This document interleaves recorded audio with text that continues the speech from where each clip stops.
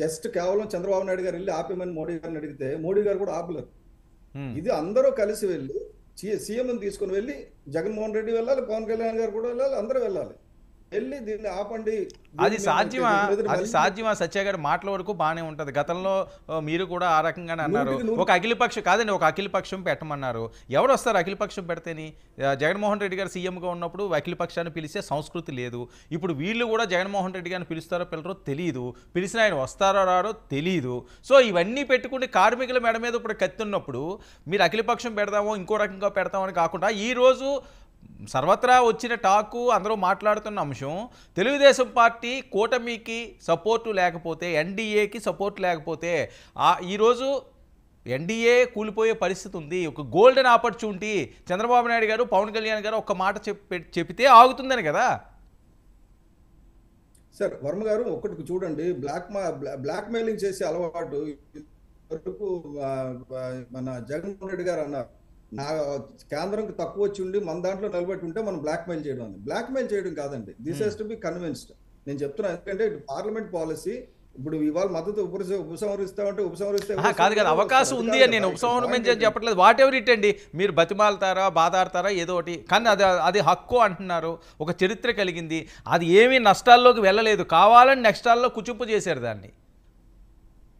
అందుగురించే correct. ఇప్పుడు దాని మీద కూడా ఎంక్వైరీ జరుగుతుంది సార్. మీకు ఒకటి చూడండి, దాని మీద ఎంక్వైరీ జరుగుతుంది. అన్నిటికంటే ఇంపార్టెంట్, పవన్ కళ్యాణ్ గారి కంటే ముందే ముఖ్యమంత్రి గారు హామీ ఇచ్చారు. రాష్ట్ర ముఖ్యమంత్రి గారు ఏం చెప్పారంటే, దీనికి నిధులు నేను సమకూరుస్తున్నాను, దీన్ని లాభాల బాటలో పరిగెట్టిస్తాను, సరైన మేనేజ్మెంట్ పెట్టుకొని ఇక మీద మళ్ళీ మాటికి వెళ్ళి సెంటిమెంట్ దీన్ని కాపాడండి అని అడగకుండా మన బలం మీద మనం నిలబడాలి అనేది బ్రహ్మాండమైన ఆపర్చునిటీ. మనకి ఏమంటే నేను చెప్పేది, ఇప్పుడు మన చర్చ దేని మీద పెట్టాలంటే వర్మ గారు, జగన్మోహన్ రెడ్డి గారు ఎల్వి ప్రసాద్ తోటి, ఎల్వి సుబ్రహ్మణ్యం గారితో మనం ఎందుకు 30,000 ఎకరాలు తీసేసుకుని ఇక్కడ రాజధాని కడదామని అన్నారు కదా, దాని మీద చర్చ పెట్టాలి కదా. సరే ఇప్పుడు కాదండి, ఇప్పుడు దాని మీద చర్చ పెడితే వచ్చే ఫలితం ఏంటి చెప్పండి? పెడదాం, ఖచ్చితంగా పెడదాం. దానివల్ల ఫలితం ఏముంది? అయిపోయింది కదా, వాళ్ళ టర్న్ అయిపోయింది. ఇప్పుడు ఏం చేస్తాం దాని మీద చర్చ పెట్టి?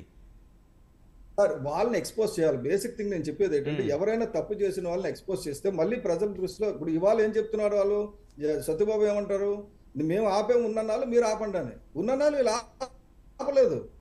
ఉన్నన్నాళ్ళు దాన్ని ఆగడానికి కారణం, ప్రధాన కారణం పవన్ కళ్యాణ్ గారు. ఆ తర్వాత ఇప్పుడు వచ్చిన తర్వాత ఆపడానికి కారణం చంద్రబాబు నాయుడు గారు. ఎక్కడ కూడా జగన్మోహన్ రెడ్డి గారు వీలైనంత వరకు అమ్మేద్దామని ట్రై చేశారు. సరే అయిపోయింది కదా సార్, అయిపోయింది కదండి, అది అయిపోయింది కదా. ఇప్పుడు ఆయన అన్న ఫలితం లేదు కదా, బాల్ మీ కోర్టులోకి వచ్చింది కదండి. వర్మ గారు బాల్ మా కోర్టులో ఉంది, స్టీల్ ప్లాంట్ ప్రైవేటైజేషన్ కాకుండా ఆపుతామని చెప్పేసి అయిపోయింది. తప్పు చేసిన వదిలేద్దామంటారు. వదలొద్దు, మీరు ఏం చేసుకుంటారో చేసుకోండి. ప్లాంట్కి న్యాయం చేకూరుస్తారా అక్కడ?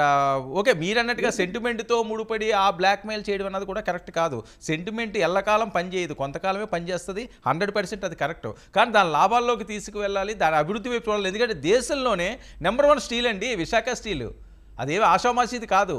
దానికి ఐరన్ ఓర్స్ ఇవ్వరు, అసలు ఎలా చేశారంటే అలా చేసి పడేశారు. దాన్ని పక్కనే ఉన్నాయి, మీకు తెలియదు ఏమన్నా, ఛత్తీస్గఢ్లో ఉన్నాయి ఐరన్ ఓర్స్, ఏదన్నా చేయొచ్చు. వర్మ గారు బేసిక్ గా ఐరన్ ఓర్ లేకుండా, కోల్ బ్లాక్స్ లేకుండా ప్రాఫిట్ లో ఉన్న దాన్ని నష్టాన్ని తీసుకెళ్లారు. 6-7 కోట్లు బ్యాంక్ బ్యాలెన్స్ ఉన్నదాన్ని ఎక్స్పాన్షన్ తీసుకొచ్చి నష్టాల్లో తీసుకెళ్ళింది మేనేజ్మెంట్. నేనేమంటానంటే, ఇక మీద అటువంటి మేనేజ్మెంట్ ఫ్రీడమ్ ఇవ్వకుండా ఇట్స్ ఎ పార్టిసిపేటివ్ మేనేజ్మెంట్ ఉండాలి. ఏం చేసినా సరే కార్మికుల భాగస్వామ్యం ఉంది కాబట్టి కనుక్కోవాలి. ఎందుకంటే మనం ఆల్మోస్ట్ మనం పెట్టిన పెట్టుబడి అంతా కూడా కేంద్రానికి ఇదివరకు ఇచ్చేసాం. మళ్ళీ ఇప్పుడు దీన్ని పునరుద్ధరించడానికి తెచ్చుకున్న అప్పు తీర్చాలి తప్ప, ఇదివరకు వాళ్ళు పెట్టిన 5,000 కోట్లు రిటర్న్ చేసాం. అవును, నేను చెప్పేది ఏమంటే, ఇప్పుడు నేను కార్మికులను నిందించింది, కార్మిక నాయకుల్ని, కార్మికులు నేను ఎప్పుడు నిందించలేదు వర్మ గారు, మళ్ళీ మీ ద్వారా చెప్తున్నా. కార్మికుల గురించే నేను నోరిప్పాను నెంబర్ 1, నిర్వాసితుల గురించే నోరిప్పాను నెంబర్ 2. అది నేను విశాఖ వాసిని నెంబర్ 1.